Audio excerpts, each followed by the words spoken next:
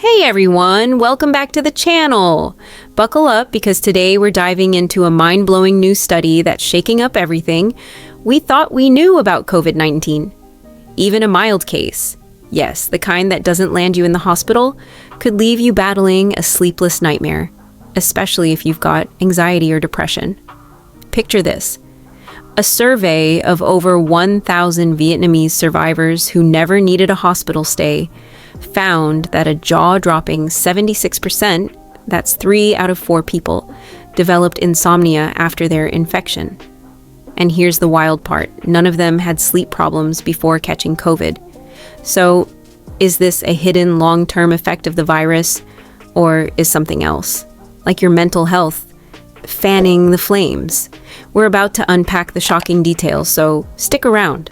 Let's start with the big picture.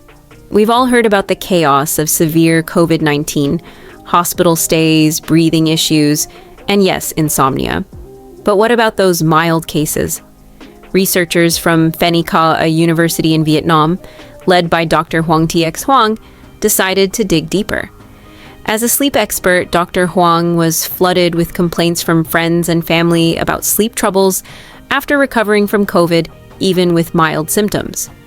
She noticed most studies focused on hospitalized patients, where the stress of treatment and isolation could explain insomnia. But what about the rest of us, millions who had milder cases at home? That's where the study comes in, and it's a game changer. The team tapped into Vietnam's official network of COVID survivors and recruited 1,056 adults over 18 who'd had COVID in the last 6 months, but didn't need hospitalization.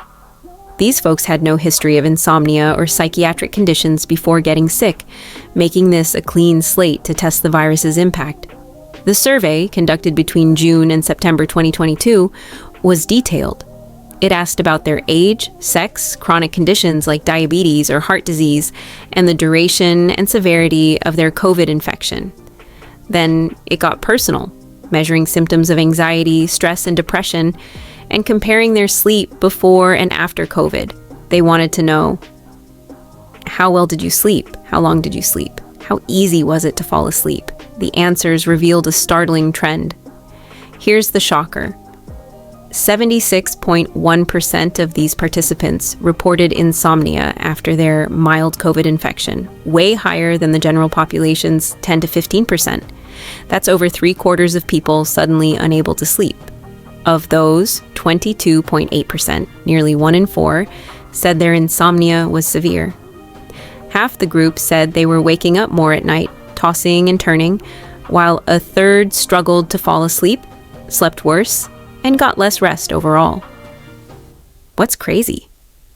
The severity of their COVID didn't seem to matter. Even those with no symptoms still had sleep issues, though their insomnia scores were slightly lower. Not a big enough difference to call it significant. Dr. Hoang was stunned and warns, if you're losing sleep after COVID, don't just shrug it off as normal. She's got some practical advice. Try a warm shower before bed to relax. Shut down your phone at least an hour before hitting the pillow. Get 30 minutes of exercise daily to tire out your body, and skip that afternoon coffee after 4 p.m. If it's unbearable, over-the-counter sleep aids might help. But if those fail, she urges seeing a sleep therapist. This isn't just a minor annoyance, it's a signal to pay attention. Now, who's getting hit the hardest? 2 groups stood out like a sore thumb. First, people with pre-existing chronic conditions, think diabetes, high blood pressure, or heart issues, were more likely to develop insomnia.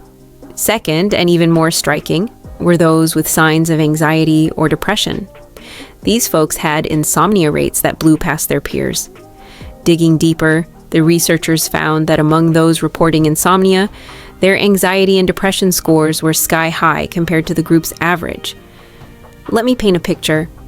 Imagine John, a 35-year-old office worker with mild COVID. He's always had a bit of anxiety, and after recovering, he's waking up at 3 a.m., heart racing, replaying every cough he had. Or Sarah, a 28-year-old mom with depression who now stares at the ceiling for hours, her mind spiraling. These aren't just stories. They reflect what the data's showing. Mental health struggles amplify this insomnia effect. But here's the twist. It's a two-way street. Insomnia can worsen anxiety and depression. Lack of sleep makes you irritable, foggy, and more prone to dark thoughts. At the same time, anxiety and depression can make it harder to sleep, creating a vicious cycle. And COVID seems to be the spark that lights this fire. Dr. Huang's team found something even wilder. The 76% insomnia rate in this study is higher than what's been reported for hospitalized COVID patients, usually around 40 to 50%. How's that possible?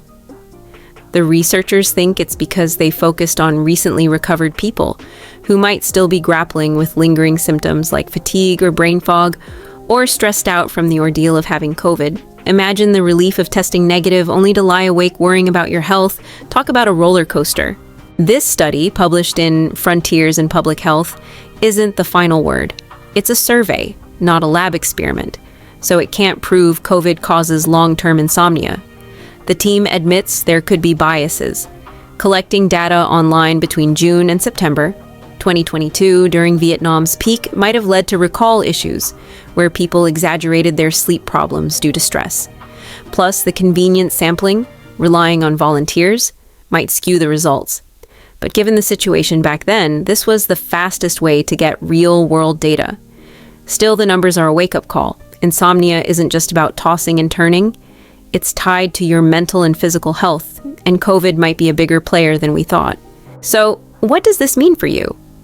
If you've had COVID, mild or not, and you're struggling to sleep, especially with anxiety or depression in the mix, don't ignore it.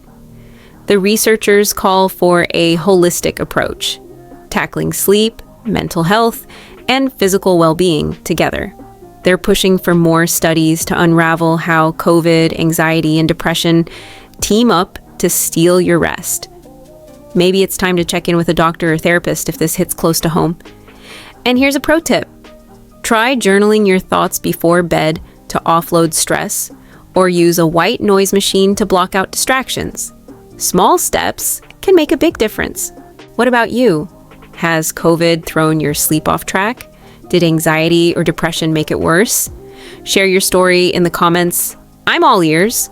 If this blew your mind, smash that like button, subscribe for more health revelations, and hit the bell so you never miss an update. Curious about other sleep disasters? Check out our video on the PTSD drug prazosin. It's another eye-opener you won't want to skip. Thanks for watching, stay curious, and I'll catch you in the next one.